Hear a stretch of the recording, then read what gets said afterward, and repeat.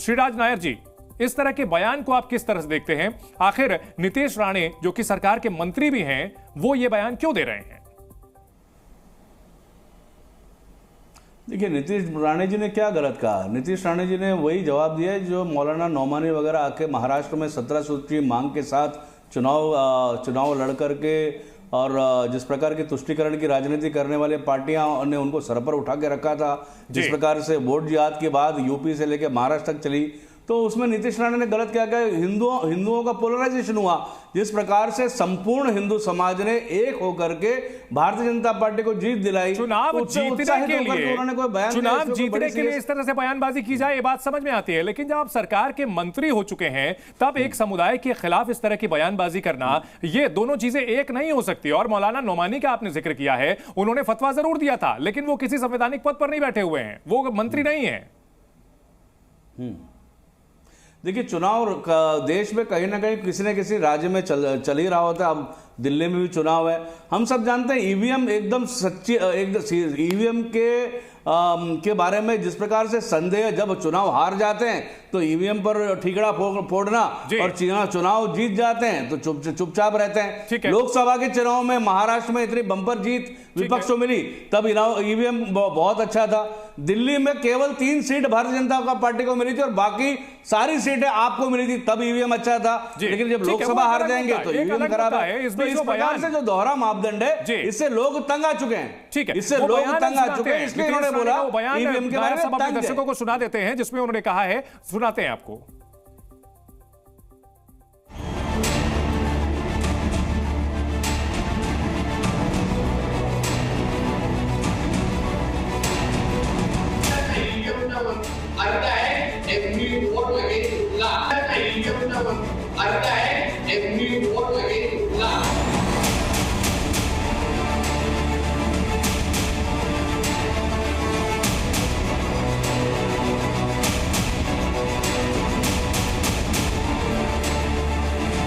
EVM का झटका नहीं है, ये हिंदू समाज का झटका है, ये हिंदुत्व का इंजेक्शन है।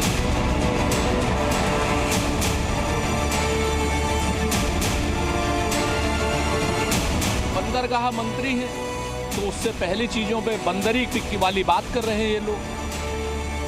नीतीश राणे को तो भारत सरकार को चाहिए कि जेल में बंद करे राष्ट्रद्रोह के आरोप में।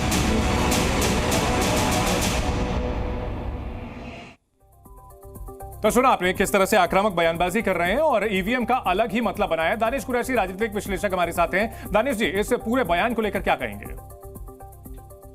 देखिए, मैं ऐसा समझता हूं कि ऐसे लोग जो पहले चुनाव में थे, फिर चुनाव के बाद चुनाव जीते और जीतने के बाद अब सत्ता में आके जब इस तरह के लोग बैठते हैं तो ये साफ तौर पे नजर आता है। अब दिक्कत मुझे ये लग रहा है कि जिस तरीके से विपक्ष ने महाराष्ट्र के अंदर में 40 लाख फर्जी वोटर और फर्जी स्कैंडल के आरोप लगाए थे, कहीं ना कहीं उससे बचने और बचाने के लिए कि कहीं कोई राज ना खुल जाए, शायद मुझे लगता है कि ये जो नेता है भारतीय जनता पार्टी के और अभी मंत्री हैं, इनकी कहीं कोई पोल पट्टी ना खुल जाए, इसलिए होकर इस तरह की बयानबाजी कर रहे हैं। चुनाव के मामले में जैसा कि आप कह रहे थे कि चुनाव के वक्त ठीक था, खैर ठीक तो उस वक्त भी नहीं था। चुनाव के वक्त जो है नेता इस तरह की बयानबाजी करते हैं, लेकिन एक जो उम्मीदवार होता है उसके और एक मंत्री के बयान में अंतर होता है। ये मैंने मुद्दा उठाया था। यही इसी मुद्दे पर एक सवाल आपसे भी लेना चाहूंगा। दानिश कुरैशी साहब, जब यहां एक उप मुख्यमंत्री या फिर जो इतने बड़ा नेता जो होता है तमिलनाडु का, वो ये कहता है कि सनातन का बिल्कुल नाश होना चाहिए, उदयनिधि स्टालिन, क्या वो भी बयान गलत है ना? धर्म के खिलाफ दिया गया बयान गलत है ना? एक धार्मिक संप्रदाय के खिलाफ दिया गया बयान।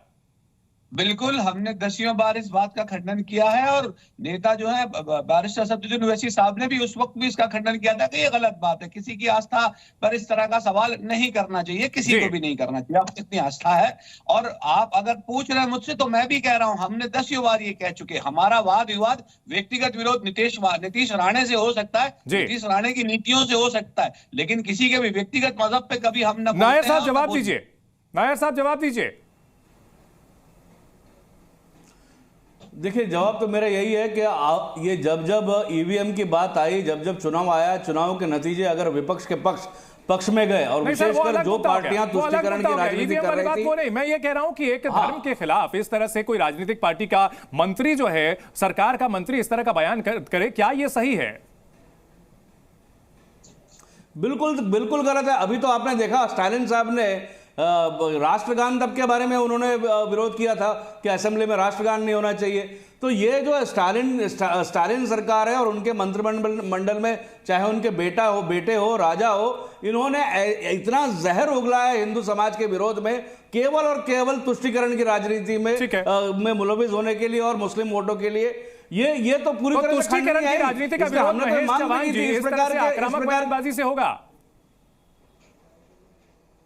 देख मैंने क्या कहा, ये तंज कसा है जी। आप नीतीश राणे जी के बयान को समझिए, उन्होंने क्या कहा, ये हिंदुत्व का इंजेक्शन है। दूसरे पैमानों को मिलाते हैं सर, राजनीति के सामने ये हिंदुत्व का करारा जवाब है जी। महेश चव्हाण जी, ये हिंदुत्व का करारा जवाब है, उन्होंने कहा।